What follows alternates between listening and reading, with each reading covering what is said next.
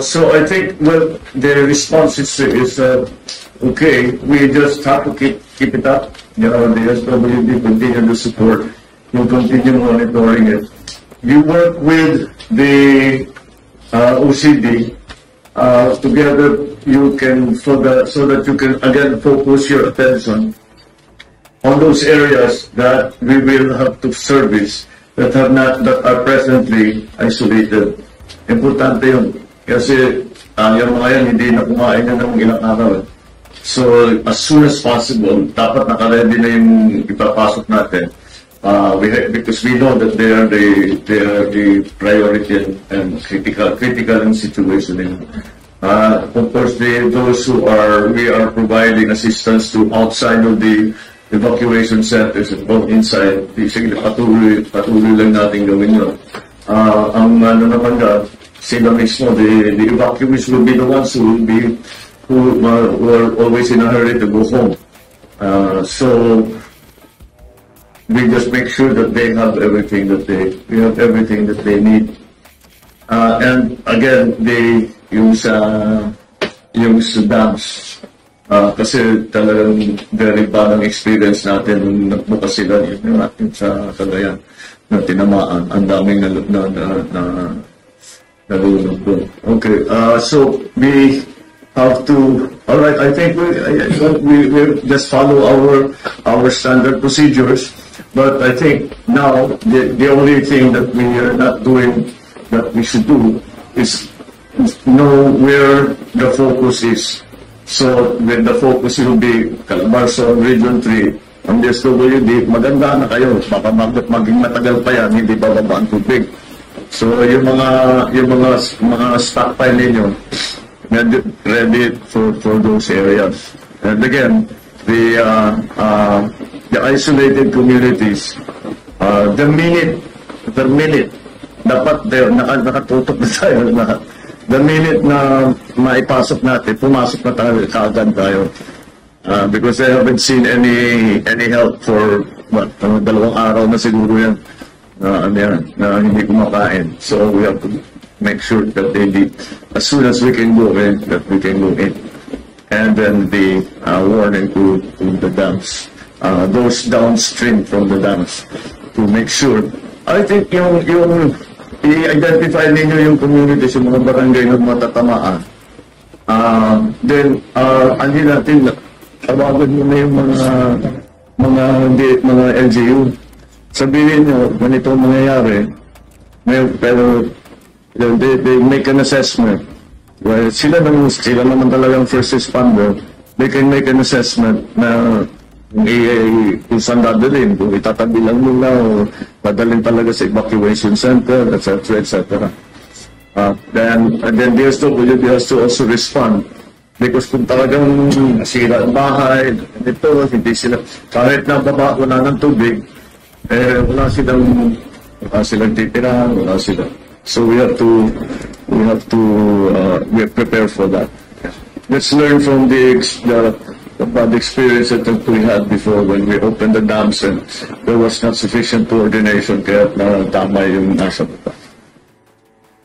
Okay, are there anything else that we need to attend to?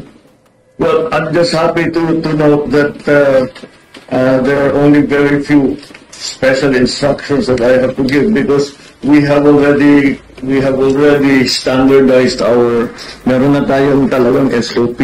And let's just continue to follow our SOPs. Pinalo natin na mabuti ito. So just follow our standard procedures, but start to focus already on the critical areas. Emergency meeting sa DLMC yung nasa epekto ng kanina at kung saan ang mga critical areas at nag-report na ang DLMC, ang OCD, ang DILG, DSWD, Pag-asa, of course, para malaman natin kung ano yung areas na hindi pa natin napupuntahan. So, kaunti lang naman ang instruction na binigay ko sa grupo dahil maganda naman ang response natin so far. Sinabihan ko na lang sila mag-focus lang ng mabuti doon sa mga areas na sa hanggang ngayon ay hindi pa natin may pasok. So yun ang yun ang magiging next na priority na gagawin ng DSWD, pati na siyempre public works because kung yung mga daan na landslide, kailangan pagtulungan sila ng LGU para i-clear yung daan. The only other main issue was the suggestion that the entire Metro Manila will be put under a state of calamity. And this is because talaga hindi maganda ang flooding nangyari dito sa Metro Manila. Especially in the traditional low-lying areas like Nacotas, like in Malabon.